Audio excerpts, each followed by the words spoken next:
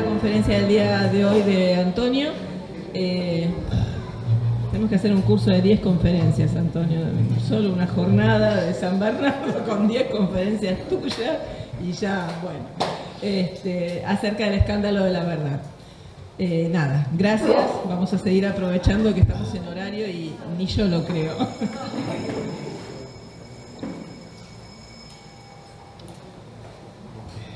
Primera reflexión. Tiene Aristóteles un precioso y muy poco conocido tratado que se llama De los argumentos sofísticos. En el mismo, y simplificando un poco su densidad, el estagirita clasifica a las argucias engañosas o sofismas en dos grandes grupos: los que proceden de la ambigüedad del lenguaje y los que proceden del razonamiento defectuoso.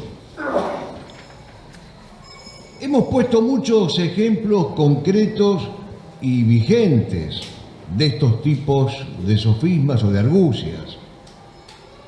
Incluso, si me perdonan el autorreferencialismo, hasta hay un nivelillo mío que se llama Metodología de Estudio y de Exposición Oral, en donde aparecen algunos de estos ejemplos inspirados en Aristóteles. Solo queremos recordar en epítome un par de cosas.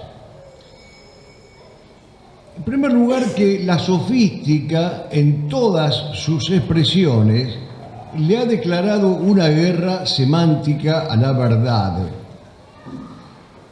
Para vencer en esta guerra peligrosísima, amenazante, estremecedora, hay que recuperar los significados, las definiciones, los hábitos del pensamiento riguroso y, sobre todo, como decía Jordán Bruno Ollenta, hay que recuperar el coraje de rehabilitar la inteligencia. La segunda afirmación que hemos de hacer es que la mayor falacia política en nuestros días es creer que el liberalismo es la antítesis del comunismo, cuando en rigor el liberalismo es el engendrador filosófico, histórico, político del comunismo, algo que han reconocido, entre otros, los mismos Marx, Engels y Lenin. Y lo tercero que hemos de decir es que la mayor y más trágica falacia religiosa en nuestros días es creer que todas las religiones son iguales. Que la mayor falacia política sea perpetrada por el actual gobierno se llama estulticia, pero que la mayor falacia religiosa en nuestros días sea sostenida desde Roma se llama apostasía. Para vencer los sofismas hay que hacerle caso a nuestro Señor Jesucristo. Hablar sí, sí, no, no, y proclamar la verdad desde los tejados oportuna e inoportunamente. Recordando aquellos versos de Marechal: yo estoy en esta cólera del verbo. Si alguien me desafiara y no conviene, podría demoler una ciudad y construir un templo donde se alzó un garito. Hay en mi corazón una granada sin abrir todavía. Los jinetes del sur vienen a mí. Hay en mi corazón una granada que no rompió su cárcel todavía. Todo lo cual queda sintetizado en aquel proverbio del libro de los Proverbios que repetiremos varias veces y que dice: mi boca profiere la verdad, pues aborrezco los labios impíos. Todos estos sofismas que clasifica Aristóteles tienen un común denominador: son la mentira. Constituyen y conforman la mentira y hacen que la mentira crezca y se nutra. Veamos entonces, y sería nuestra segunda reflexión, ¿cuál es la gravedad de la mentira? En el libro del Éxodo, en el capítulo 20, el Señor nos exhorta: no levantarás falso testimonio contra tu prójimo, no mentirás. Y Santo Tomás de Aquino, explicando este mandamiento, dice que se puede faltar al mismo de dos maneras: en un proceso o en la conversación corriente. En un proceso, a su vez, de tres modos posibles: acusando falsamente, dando un antitestimonio o testimonio falso y sentenciando injustamente.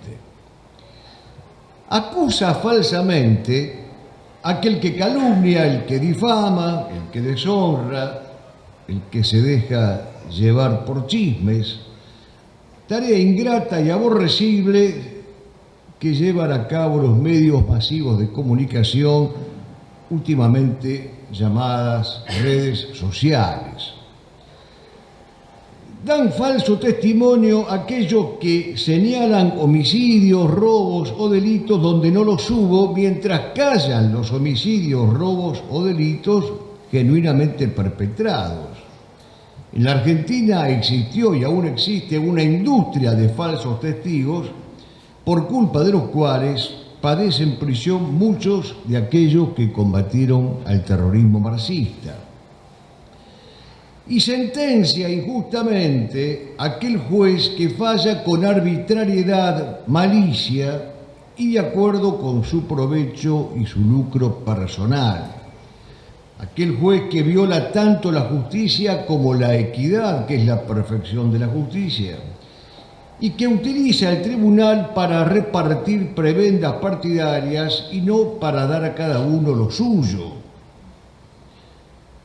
Se ha olvidado el requisito del que hablara Aristóteles para impartir justicia y para ser justos. Dice Aristóteles: se necesitan jueces honestos y probos, que sean justicia viviente, justicia encarnada, justicia viviente, que hablen solo a través de sus sentencias.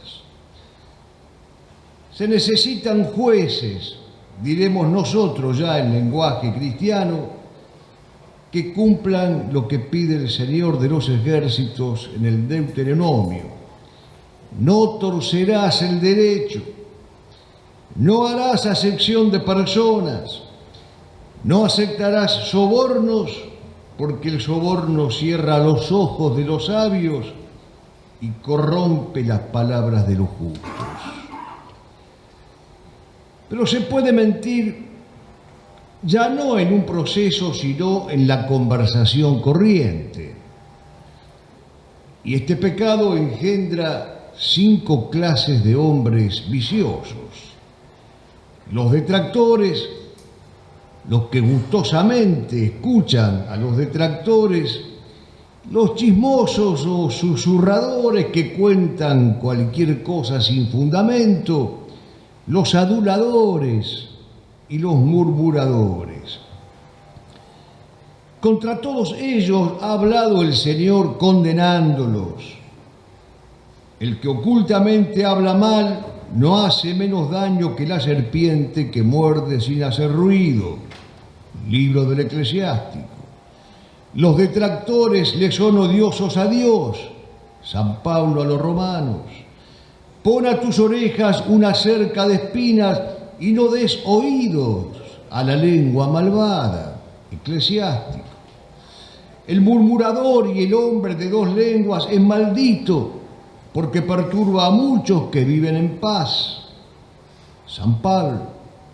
6 cosas aborrece el Señor y otra más le es detestable: el que siembra discordias con mentiras entre hermanos. Libro de los Proverbios. Y dice el salmista de los aduladores: pueblo mío, Los que te llaman bienaventurados son los que te engañan. Los que mienten en las conversaciones corrientes, no vayan a creer ustedes que tienen menos culpa. Son en realidad las 3 ranas del Apocalipsis eructadas por el dragón, como lo explica el padre Castellani. Son vocingleras, saltarinas, pantanosas, verborrágicas. Dice Castellani, son los liberales, los marxistas y los modernistas. Son los incapaces del sí e incapaces del no. Y por eso son tibios y por eso están llamados a ser vomitados por Dios. Son los incapaces de dar la vida por la palabra verdadera y por aquellas palabras que ya nadie quiere pronunciar. Todas las formas de mentira nos están prohibidas, ya sea las formas de mentira en un proceso o en la conversación corriente. El Papa San Pío X supo distinguir catequísticamente entre la mentira jocosa, la oficiosa y la culposa, distinción que es válida siempre y cuando se tomen los recaudos del caso. Se entiende por mentira jocosa aquella que podríamos elaborar fugazmente, temporariamente entre nosotros para practicar la eutrapelia o para ejercitar la eutrapelia. Si se pasa del límite, igual también es pecaminosa. La oficiosa es aquella que consiste en omitir temporariamente una verdad necesaria, temporariamente. Pero en cambio la mentira culposa no tiene atenuantes, sino que, como su nombre lo indica, siempre constituye un pecado mortal. La verdad, y solamente la verdad, tiene todos los derechos. El error no tiene ningún derecho. Como sé que esto es irritativo y nadie lo dice, lo voy a repetir de nuevo. Solamente la verdad tiene todos los derechos. El error no tiene ningún derecho. La mentira no tiene ningún derecho. La impostura no tiene ningún derecho. ¿Por qué esta insistencia en guardarse de la mentira? Principalmente, y siguiendo a Santo Tomás, por 4 motivos. Porque el mentiroso se hace hijo del demonio, que es mentiroso desde el principio y padre de la mentira. El mentiroso se hace del linaje del diablo, así como los hijos de Dios, al decir la verdad, son por eso mismo criaturas filiadas a Dios. En segundo lugar, porque la mentira trae la disolución de la sociedad. Si los hombres no proclaman la verdad, la convivencia y la concordia entre ellos se resquebraja. No os engañéis unos a otros, dice San Pablo a los colosenses. En tercer lugar, porque el mentiroso pierde su fama. Al que acostumbra a mentir, no se le cree, aunque diga la verdad. La famosísima fábula del pastor mentiroso. Y en cuarto lugar, porque el mentiroso mata a su alma. La boca mentirosa da muerte al alma, dice el libro de la sabiduría. No se busquen entonces otras explicaciones a la actual crisis nacional y mundial y a la actual crisis argentina. La actual crisis argentina se explica precisamente y en última instancia porque estamos gobernados por un hato de mentirosos, es decir, de hijos del diablo, hijos del padre de la mentira. Y por eso el padre Escurra, cuando explicaba esta perícopa evangélica, recordaba que los judíos se insolentaron contra Jesús y le dijeron: ¿por qué nos tratas así? Nosotros no somos hijos de meretrices, somos hijos de Abraham. Y Cristo le contestó: vosotros no sois hijos de Abraham. El sequitur es sencillo y pueden sacarlo ustedes cómodamente. Tercera reflexión. Reprobados los sofismas y las mentiras, los sofistas y los mentirosos, hagamos el elogio de la verdad y del hombre veraz. Porque paralelamente a la condena de la mentira, Santo Tomás hace el elogio del hombre veraz, del que sirve a la verdad como trascendental del ser y del que practica la veracidad como virtud conexa a la justicia. El hombre veraz, nos place repetirlo, sostiene con el libro de los Proverbios: mi boca profiere la verdad, pues aborrezco los labios impíos. El hombre veraz es el caballero fiel que retratan los textos del Apocalipsis. Deben saberlo los fieles en general, los sacerdotes, los maestros, los predicadores en particular, debemos saberlo todos. Mentir en las cosas que son de fe es más grave que otras especies de mentiras. ¿De quién os burláis?, se pregunta Isaías. Y nos advierte San Pedro: habrá entre vosotros falsos doctores que introducirán sectas de perdición. Por eso se necesita servir y practicar la verdad, porque quien se apoya en la mentira se alimenta de viento. Y atención con lo que diré a continuación, que por cierto no es mío como nada de lo que estoy diciendo, pertenece al catecismo. Una verdad necesaria omitida es tan grave o más grave que una mentira emitida.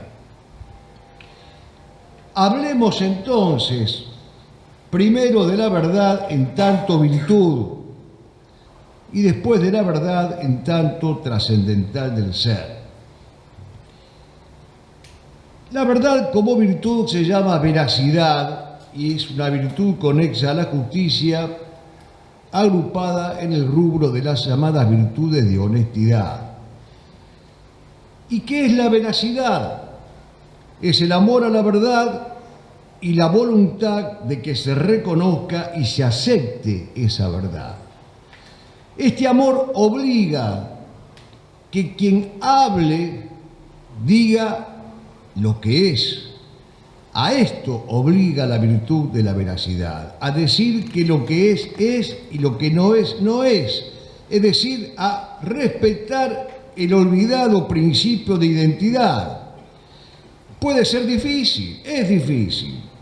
Puede causar enojo, puede significar peligros, amenazas, acechanzas, persecuciones, soledades, destierros, muerte. Pero la verdad obliga, es incondicional y tiene supremacía. No cabe decirla si nos trae beneficios o si nos resulta agradable o si tenemos un auditorio complaciente. Hay que decirla siempre y no cambiarla y no abreviarla y no acotarla ni angostarla. Decirla en absoluto, sencillamente. Porque nuestra existencia entera reposa en la verdad. Todo descansa en la validez de la verdad. Veracidad entonces significa, en tanto virtud conexa a la justicia, que la verdad ha de decirse sin más, oportuna e inoportunamente. Pero introduzcamos un matiz. Veracidad significa también que se diga la verdad no solo una vez, sino una y otra vez, incansable, infatigablemente. Y la verdad no solo dice, la verdad también actúa, pues también se puede mentir con acciones, actitudes y gestos. El hombre veraz es veraz no solo con su palabra, sino con sus acciones, sus actitudes y sus gestos. La veracidad y este es el matiz que deseo introducir, en tanto virtud conexa a la justicia, y como toda virtud necesita y reclama del término medio. ¿Y cuál es el término medio de la virtud de la veracidad? Pues la caridad. Decir la verdad, pero en amor, dice San Pablo en Efesios 4:15.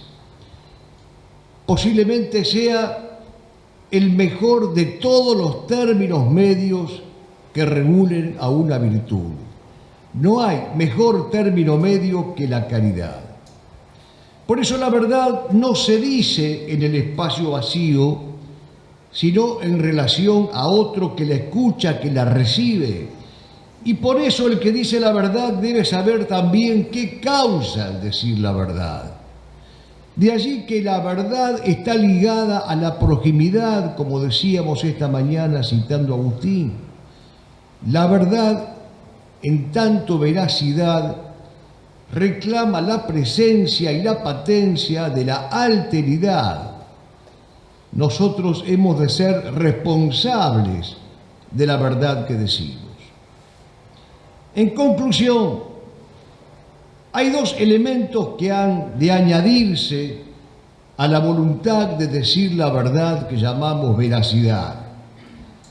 El primer elemento es la preocupación respecto a quien está oyendo o recibiendo esa verdad. Pero el segundo factor es el valor para decirla cuando decirla conlleva riesgos e incluso riesgos mayores a los que habitualmente estamos acostumbrados a correr. La virtud de la veracidad da justamente al prójimo lo que le es debido y observa un justo medio entre lo que debe ser expresado y lo que a veces, prudentemente debe ser temporariamente callado. Pero la regla es muy clara. Un hombre debe honestamente a otro la manifestación de la verdad. Santo Tomás, Summa Teológica, Secunda, cuestión 109.3. Un hombre debe honestamente a otro la manifestación de la verdad. Esto supone rechazar todas las ofensas a la virtud de la veracidad, el perjurio, el juicio temerario, la maledicencia, la calumnia, el deshonor, el falso halago, la vanagloria, la jactancia, la violación de la palabra que tanto preocupaba al padre Petit de Murat.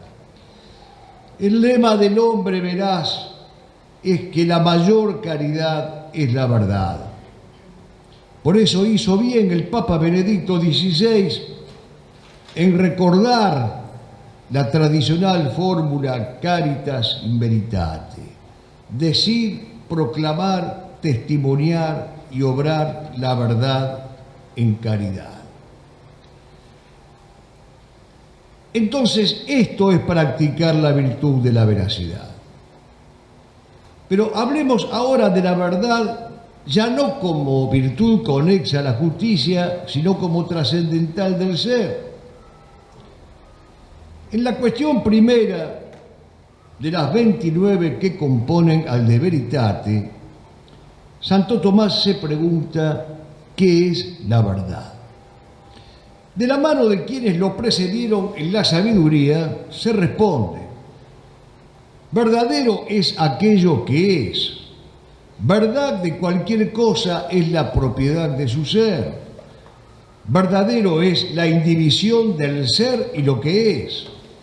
La verdad es la adecuación de la cosa y del entendimiento. Preciosa definición, que nos permitirá después entender por qué la poesía, al buscar la belleza como trascendental del ser, es una forma de practicar y de cultivar la verdad puesto que si la verdad es la adecuación de la cosa y del entendimiento, la verdad del poeta es la adecuación de la inteligencia a la gracia o al decus de la cosa.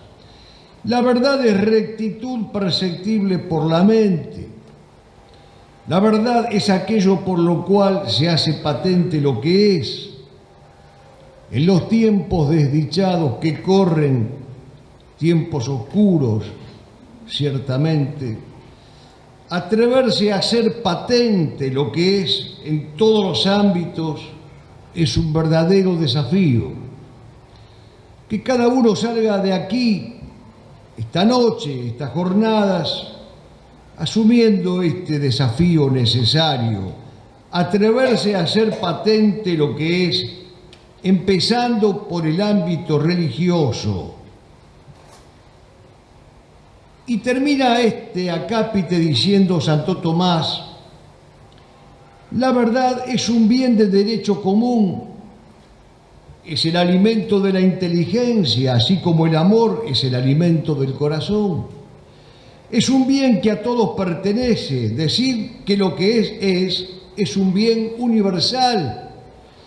La verdad es el bien de la sociedad, es el fundamento de los pactos, de las mutuas relaciones, de las fidelidades recíprocas.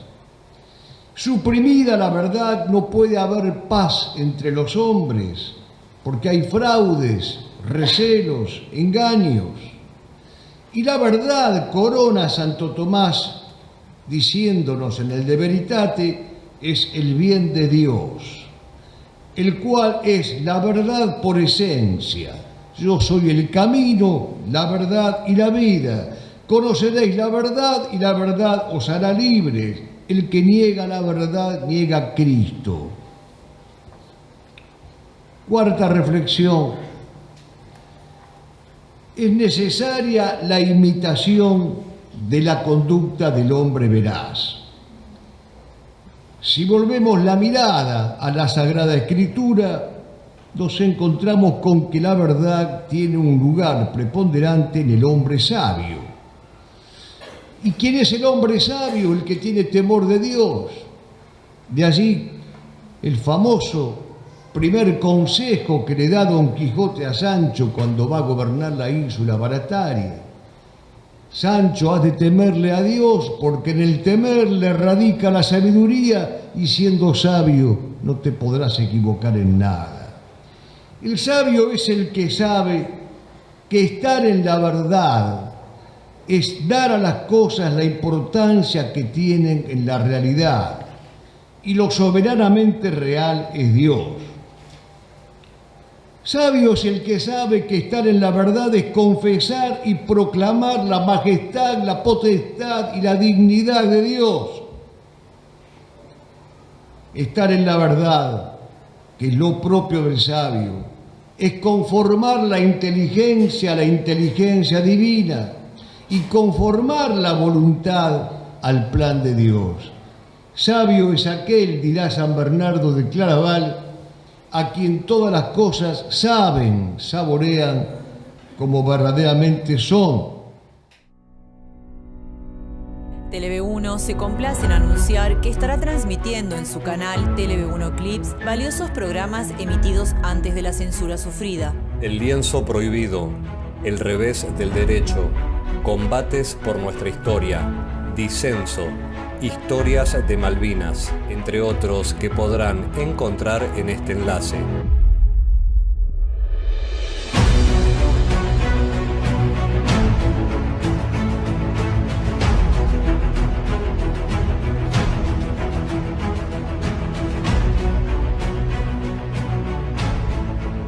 Agradecemos su aprovechamiento y difusión. Bienvenidos a CEPA, Centro de Estudios del Pensamiento Americano.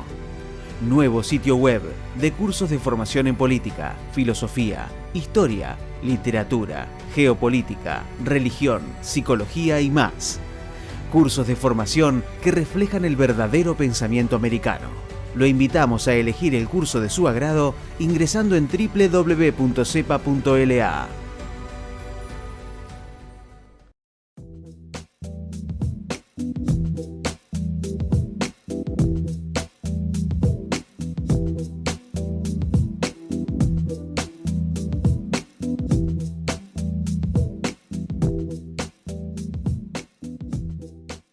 Decir siempre la verdad primero tiene un precio. Dependemos de tu ayuda. TLV1, toda la verdad primero.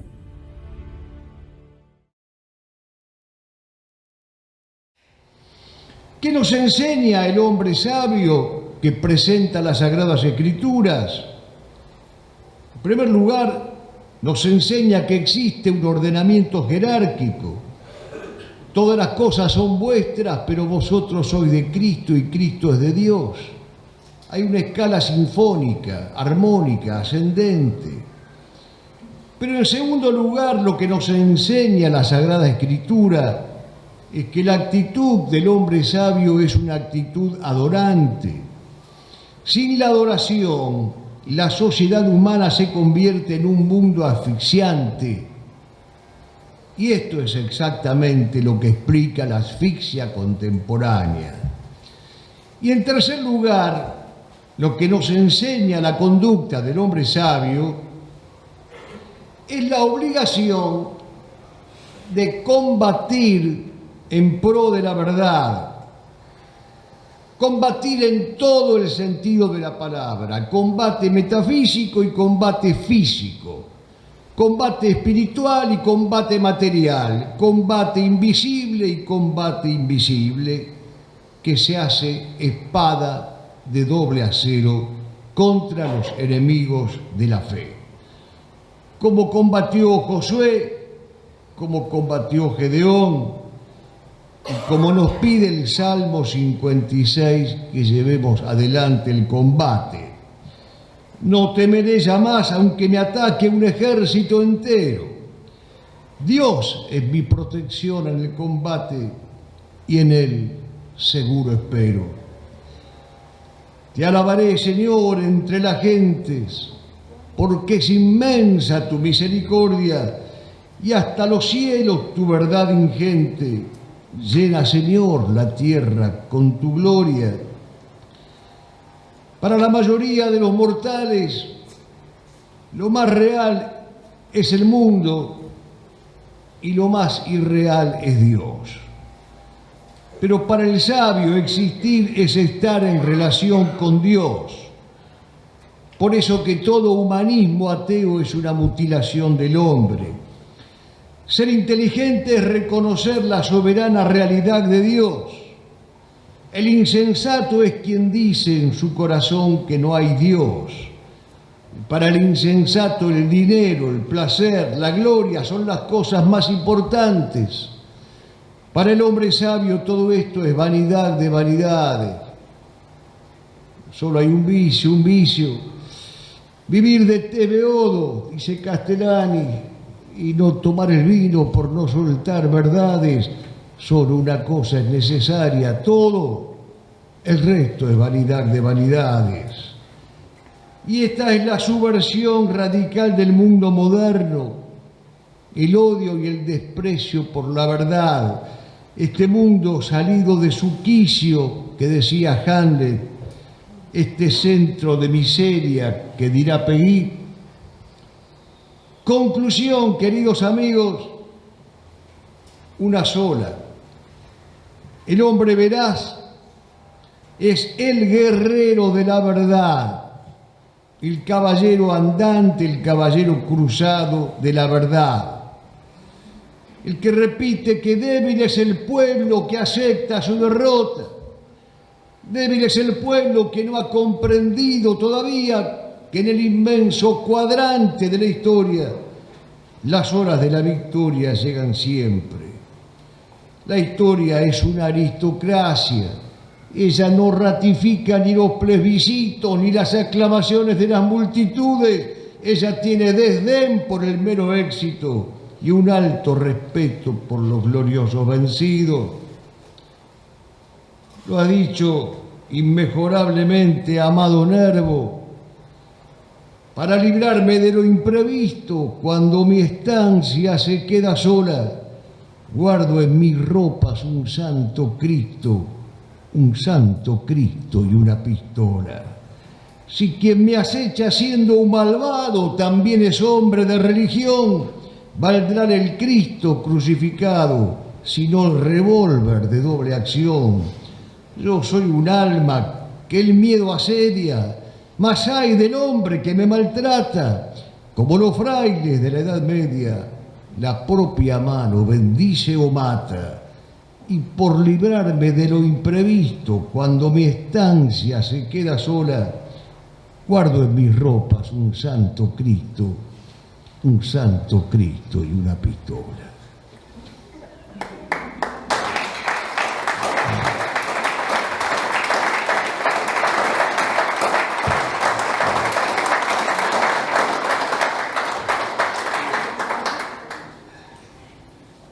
Quinta reflexión.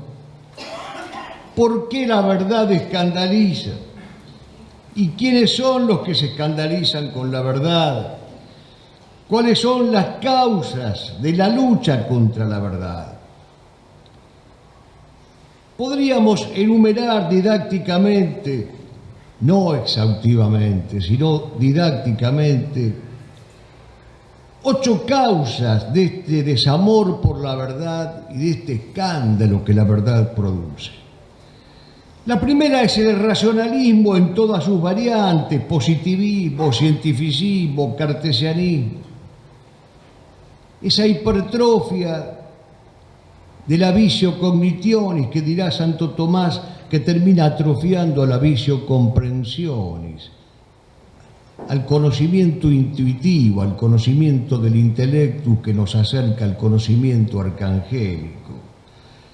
En segundo lugar, la desvalorización de la palabra. La palabra empeñada hoy ya no existe. Dichoso el varón que la conserva y la cumple. El rechazo del testimonio, la desconfianza del testigo. Hoy se prefiere el éxito al testimonio.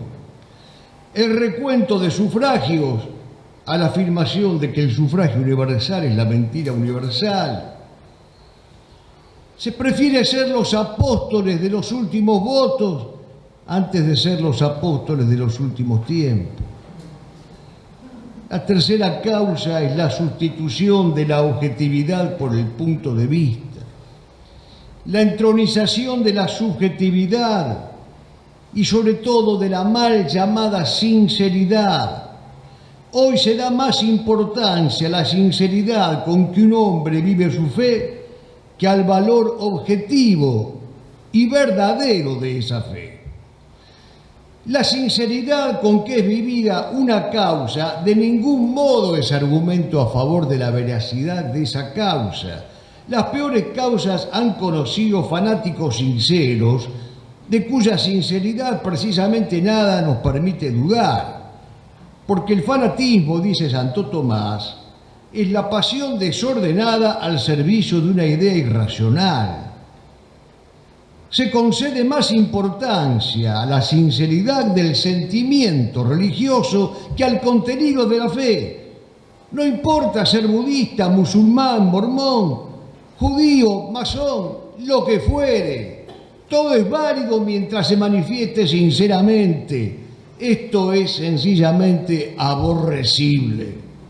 Y tanto más aborrecible cuando se está enseñando desde la cátedra de Pedro.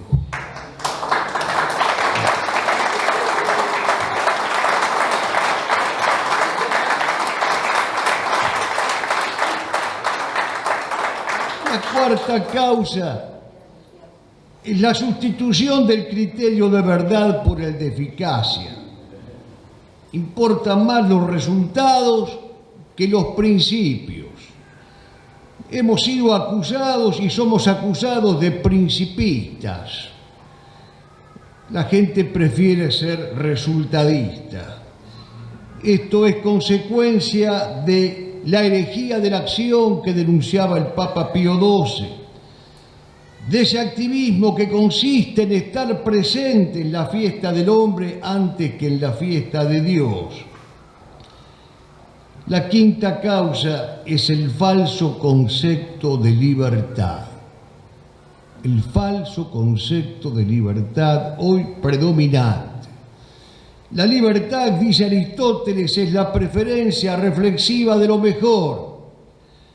Pero nadie puede elegir reflexivamente lo mejor si no conoce el orden natural y el orden sobrenatural.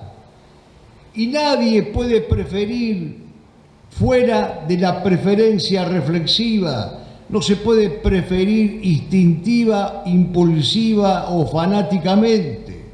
Para que exista verdaderamente un acto libre, la preferencia debe ser reflexiva y no de cualquier categoría o de cualquier cosa, sino del orden natural y del orden sobrenatural.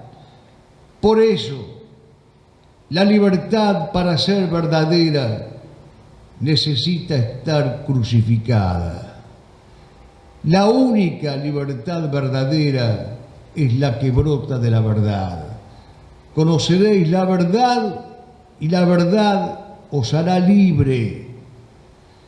Pero esto de que la verdad nos hará libres, lo dijo un crucificado por los judíos. El único holocausto de la historia universal lo tuvo a Jesucristo como víctima y a los judíos como victimarios. Los anarcos libertarios de nuestros días subvierten deliberadamente la ecuación y le rinde pleitesía a la sinagoga en vez de adorar a nuestro Señor Jesucristo.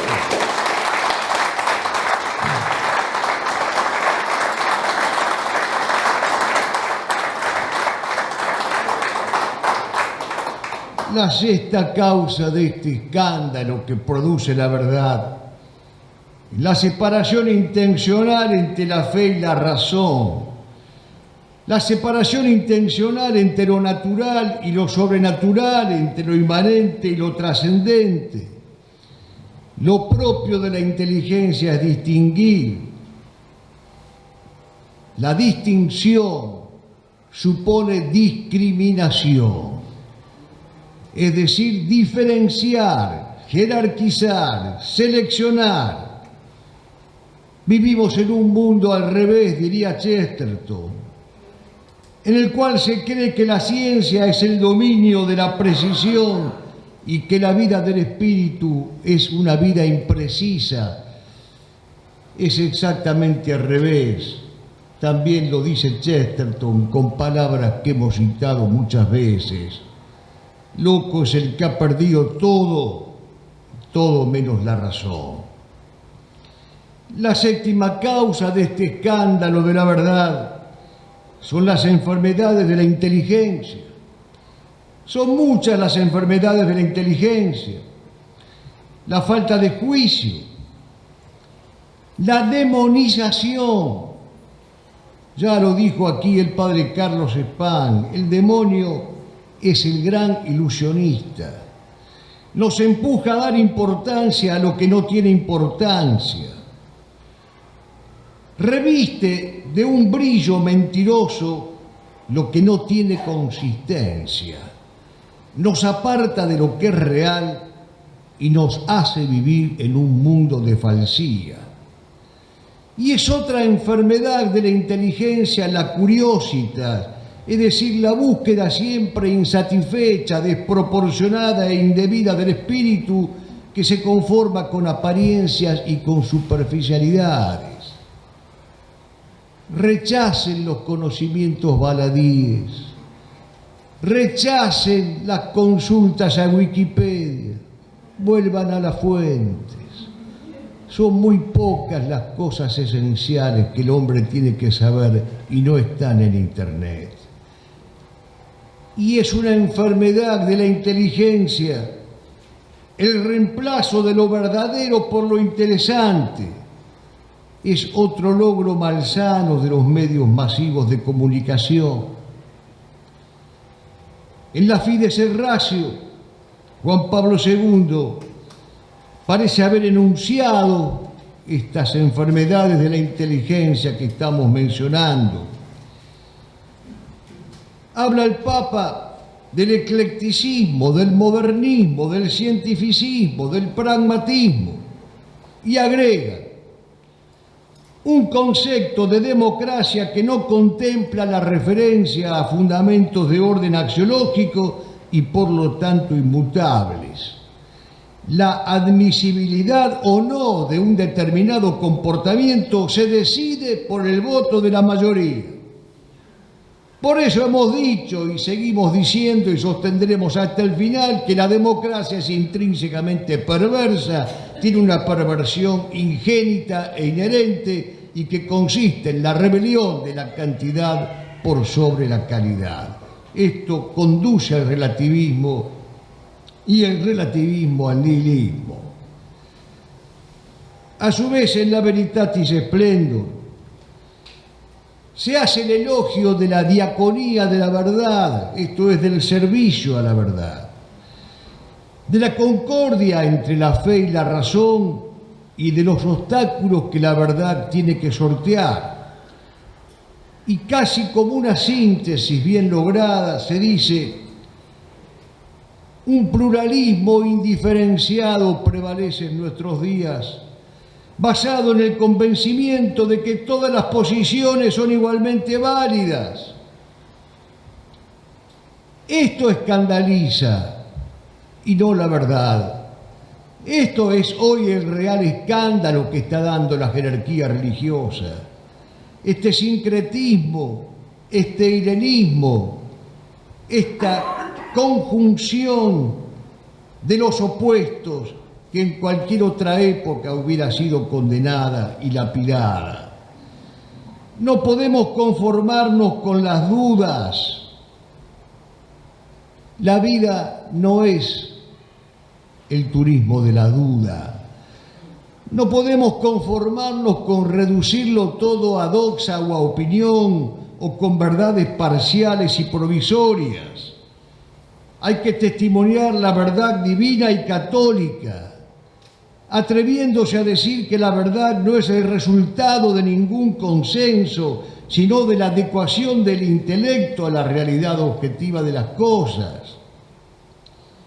Por eso, lo reitero, la gran enfermedad de la inteligencia es el falso ecumenismo. Esta afirmación verdaderamente de inspiración demoníaca de que todas las religiones son iguales. Otro de los atentados que significa este falso ecumenismo es falsificar el mandato de Cristo. Cristo quiso la unidad para su iglesia. La división es una victoria del pecado. Pero tenemos el deber de humillarnos ante la verdad y no de humillar a la verdad y de humillar a la iglesia. En la parábola de los talentos, y cada vez que la cito debo recordar que está en Lucas 19, 11, 27, porque la gente me la atribuye, Jesucristo dice: y en cuanto a aquellos enemigos míos, los que no quisieran que yo reinara sobre ellos, traedlos acá y matadlos en mi presencia. No dice el Señor que debemos ser tolerantes, admitir sus criterios o adoptar su forma mentis. No dice el Señor que hay que visitar la tumba de Teodoro Ger, inclinarse ante los deicidas, besar el Corán o lavar los pies de los maometanos. El Señor lo que quiere decir es tajantemente claro: es necesario que Él reine hasta poner a todos bajo sus pies.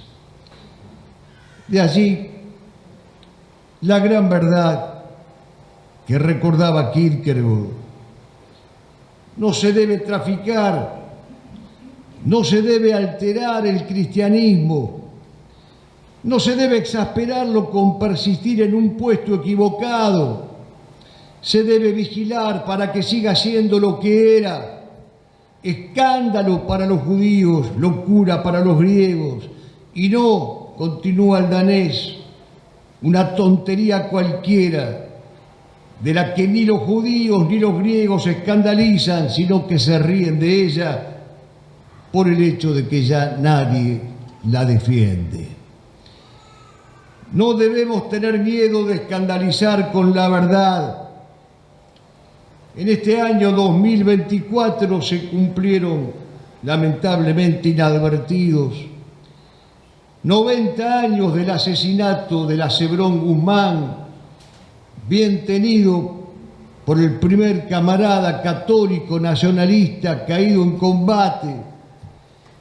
Murió por defender el Congreso Eucarístico, murió por defender la Sagrada Forma y murió por defender del vilipendio a 2 miembros del ejército argentino que estaban siendo castigados brutal y cobardemente por una turba marxista. Duele ver en la patria esta orfandad de arquetipos. Si fuera como ayer, cada emparrado, un arsenal de puños y de ruegos, cada solana un polvorín de fuegos, causando bajas al corsario osado. Si esquinaran el monje y el soldado al amparo de vientos tempraneros, emboscando trabucos bucaneros con el dolor de lanza en el costado. Si fueran promesantes los varones, de rodillas al pie de presbiterios, encendiendo rosarios y cañones, y las mujeres sangres y cauterios. Ay, patria, que hoy te crujen los hondones, tendrías el honor de los imperios. Sexta reflexión: ¿qué podemos hacer para dar testimonio de la verdad? Reconocer que hay una verdad que no viene de mí, que se me impone, no como una coacción exterior, sino como un bien que exige de mí una reverencia y un homenaje. Reconocer lo que es, someterse a lo real, decirle sí a Dios, aceptar esta dicha es ya dar gracias. No vivir complaciéndose en sí, superar las ideologías, decir la verdad en política, que la democracia es la corrupción de la república, decir la verdad en economía, que la usura internacional manejada por un puñado de judíos y masones y de cristianos renegados nos está atenazando el cuerpo y el alma de la patria. Decir la verdad en moral, que el hedonismo es asfixiante y vergonzoso. Decir la verdad en educación, que los llamados pedagogos modernos son una verdadera estafa para el alma. Decir la verdad en religión, que la fe católica apostólica romana es la única verdadera. Decir la verdad en todos los ámbitos.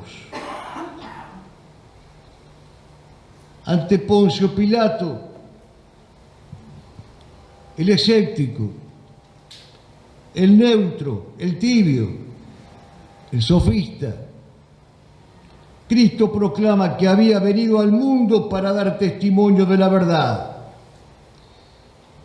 A imitación de Cristo, el cristiano debe estar dispuesto a la crucifixión espiritual o física, a ambas, al derramamiento de la propia sangre por amor a la verdad y en su custodia. A esto llamamos propiamente martirio. A Dios, dice Pemán, a Dios yo no le pido favores ni senda llana entre flores, le pido persecución y al mismo tiempo perdón para mis persecutores. Y bien, la Iglesia, entre tantos mártires que festeja y celebra, entre tantos santos que festeja y celebra, nos trae un ejemplo hermosamente desconocido, el de San Justo, hermoso ejemplo de amor puro a la verdad, de candorosa y plena adhesión a ella. San Justo y su hermano pastor padecieron persecución y crudelísima tortura durante la época de Diocleciano. Eran apenas 2 niñitos entre 7 y 9 años, según dicen las crónicas, Pero alentados por el ejemplo de sus mayores, vean la importancia.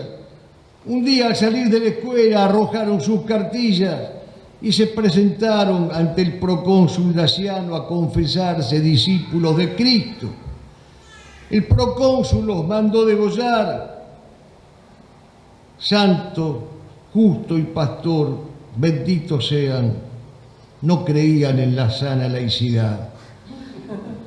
Epilogando la obra Varones Ilustres de San Isidoro, San Ildefonso de Toledo cuenta el diálogo final entre estos dos hermanitos santos. No tengas miedo, le dijo justo a pastor. Recibe tranquilo el golpe de la espada, que aquel Dios que se ha dignado llamarnos a una gracia tan grande nos dará fuerzas proporcionadas a los dolores que nos esperan. Y pastor le contesta, dices bien, hermano mío, con gusto te haré compañía en el martirio para alcanzar contigo la gloria de este combate.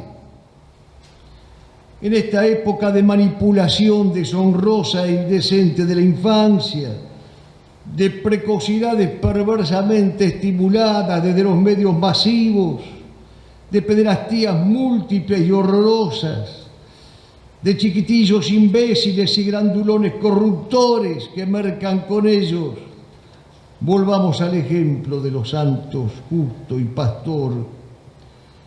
En la Santa Iglesia Magistral de Alcalá de Henares se conserva y se expone a la veneración una piedra que en uno de sus lados tiene una cavidad, una concavidad.